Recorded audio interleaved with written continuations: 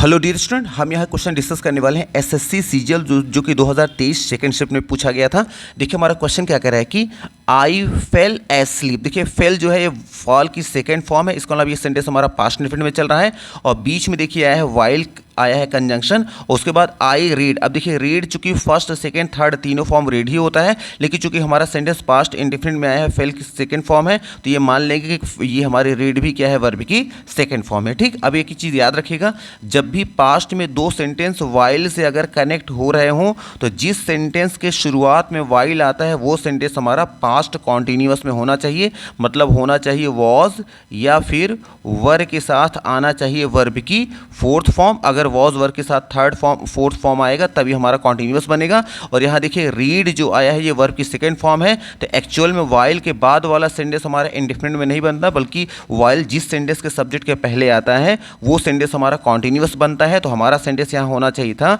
I was, और यहाँ पे रीड नहीं बल्कि यहाँ पे रीडिंग होना चाहिए था। याद रखिए यहाँ पास्ट कॉन्टिन्यूअस की जरूरत थी, पास्ट इंडेफिनिट की जरूरत नहीं है, इसलिए ऑप्शन नंबर जो बी आया है ना, यहाँ पे एरर पूछ रहा है ना ए बी सी डी में, तो देखिए आई के बाद रीड आया है तो यहाँ रीड नहीं होना चाहिए था बल्कि वॉज रीडिंग होना चाहिए था, इसलिए ऑप्शन नंबर बी को यहाँ पे हम टिक कर देंगे। बस इतना याद रखिएगा कि वाइल जिस सेंटेंस के सब्जेक्ट के पहले आता है वो सेंटेंस कॉन्टिन्यूअस में लिखा जाता है, इंडेफिनिट में नहीं, और यहाँ इंडेफिनिट में था, इसलिए हमारा एरर पार्ट जो था ये ऑप्शन नंबर बी जो कि यहाँ नंबरिंग की गई है, ऑप्शन नंबर बी को यहाँ पे हम टिक कर देंगे। वाइल के बाद वाला सेंटेंस कॉन्टिन्यूअस में बनता है, इंडेफिनिट में नहीं, ये याद रखिएगा।